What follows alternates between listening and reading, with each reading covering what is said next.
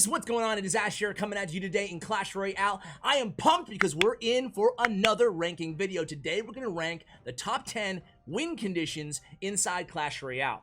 But first, let's discuss what is a win condition. Might sound like a dumb question, but I'll tell you what, I asked on stream the other day and I got all kinds of different answers. Now, in theory, almost every card in the game can be a win condition. Heck, even a rocket can be a win condition. So today, just to kind of refine our list a little bit, I'm going to include cards that you really build an entire deck around, at least in my opinion. So for that reason, kind of secondary tier 2 win conditions like P.E.K.K.A. and Bandit will not appear on today's list. Doesn't have to be building targeting, but it has to be a card that you know 90% of the time is going to be dealing the majority of the damage, or a big, tank, for example. So without further ado, let's go ahead and hop into the list with number 10.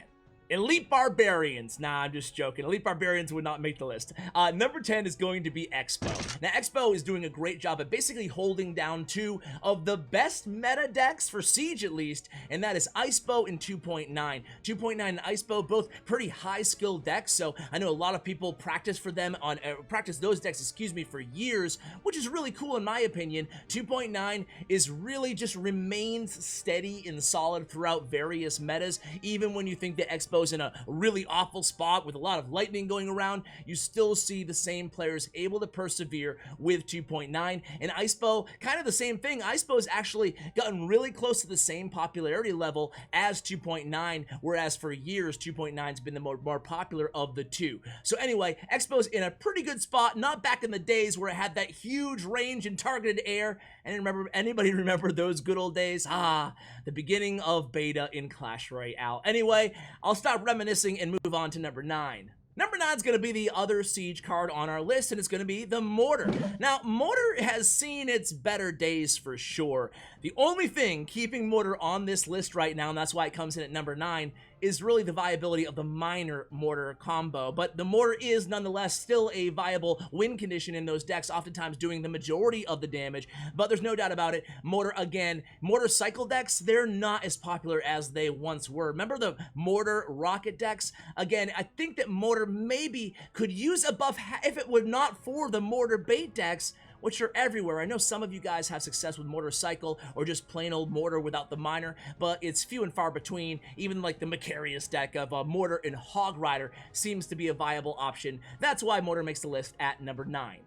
Coming in at number 8 is a tie. We have two ties on today's list, and at number 8 it's going to be the Goblin Giant and the Giant. The two Giant brothers are tied coming in at number 8, and the reason being is because Goblin Giant is way better in terms of win percentage because of, his partner in crime, Sparky. The Goblin Giant Sparky deck is so insanely good, so it brings the Goblin Giant up. But other than that, he's very mediocre or below average or average. I don't know what you guys think of Goblin Giant, but I don't think that highly of him apart from the Sparky deck. So that's why he goes there. And then, of course, regular Giant is still incredibly viable, especially in Giant Miner decks. Seeing the trend here with the Miner with the other win condition, Giant Miner, and he's one of the OG classic tank cards in the game. That's why Giant and Goblin Giant come in at number 8.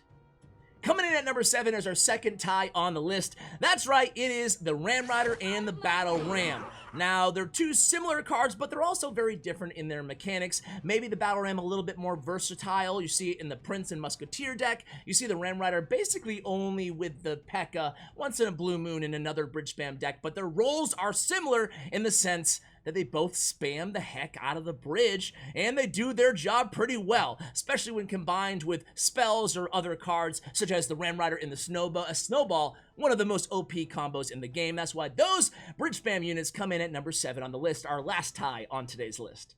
So number 6 is Balloon, which is a big part of a lot of Balloon decks, which are absolutely killing it right now. Again, feel like we're in 2017 meta. No, we are in 2018, Ash. We are. But Balloon is a win condition in an archetype all upon itself, usually combined with, you got it, Miner. Usually combined with Miner or Lumberjack, but Balloon Cycle is a thing, especially with the Inferno Tower being very popular inside the game. So you see Balloon, Inferno Tower Cycle decks, and Lavaloon decks both being really, really successful right now in the game, and that is why Balloon comes in at number 6.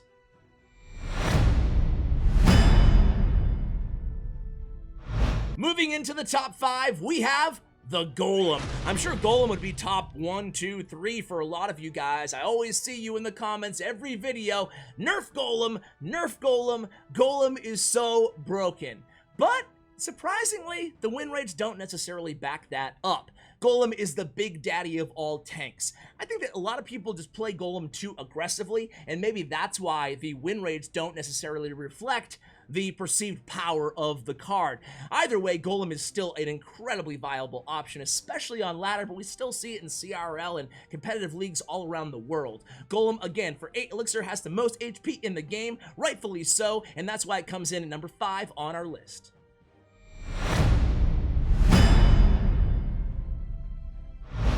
Coming in at number 4 is another card you either hate him or you love him. It's the Hog Rider. 2.6 Hog Cycle has been viable since day 1 of the entire beta of the game. And you know what? We're starting to see Hog Rider more and more. Tournament level standard, one of the strongest decks in the game right now is the 2.8 or the 3.0 Archers, Valkyrie, Earthquake, Hog Rider deck. And then you're seeing even more unorthodox Hog decks on ladder, such as Hog Mega Knight, Hog P.E.K.K.A. You know, not meta, certainly, of those two decks, but you see a variety of different Hog decks. Granted, there are a lot of Hog counters in the game. That's why the Hog is not top 3 on our list today.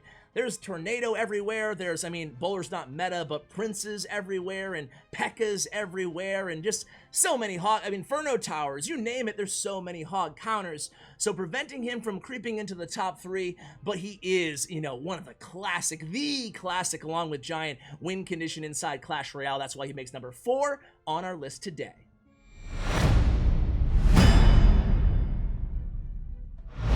Here she is, coming in at number 3 is the Lava Hound herself. Lava Hound, like I said, would it surprise some of you guys if I told you that all of ladder combined, Lava Hound is number 1 win percentage?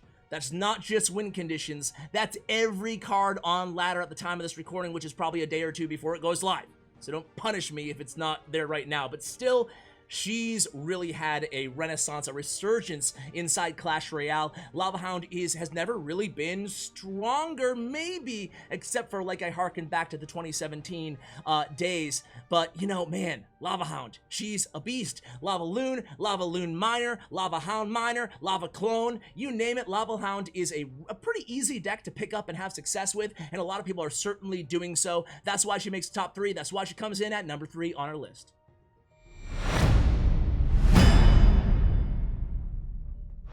So 2 cards left. Can you guys guess them? Well, I'm sure you can guess one of them.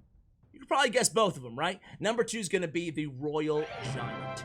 The Royal Giant. Oh, man. So when they reworked the Royal Giant, maybe they did make him a little bit easier to counter. I'm not going to argue with anybody there.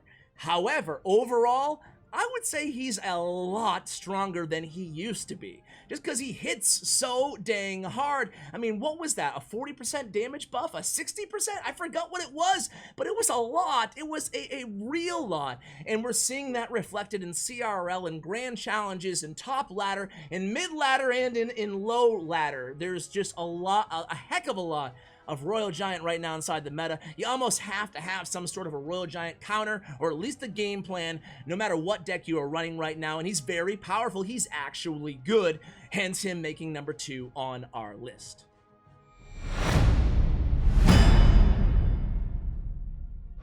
In number 1, geez, I hate to be redundant because I ranked this card number 1 on the legendary list, but hey, he belongs there, right? It's the Miner.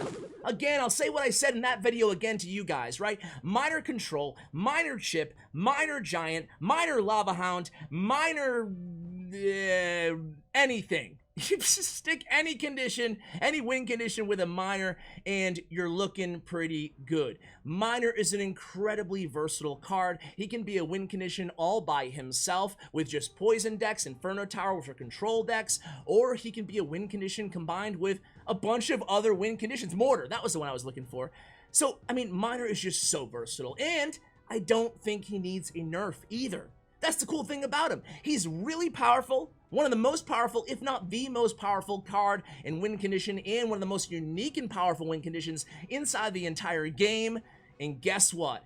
he is balanced in my opinion. He really is. He's generally a high skill card, so a lot of people like him as well in terms of a win condition, in terms of a card. You get a lot out of 3 elixir, but you can also throw him away and make mistakes with the miner. That's why I love the miner. He comes in at our #1 win condition. What did I leave off the list, guys? Let me know. Some graveyard users maybe out there. 3 Musketeers. There's a few win conditions I did not put on the list at all. And truthfully, I just don't think that they're better than any of the ones that I did include. Let me know what you think I messed up on, what I ranked too high and what I ranked too low. I love hearing from you guys in the comments. A huge shout out to Clash Royale and to Bren Chong, my YouTube partners. Thank you for watching. And as always, take care, guys.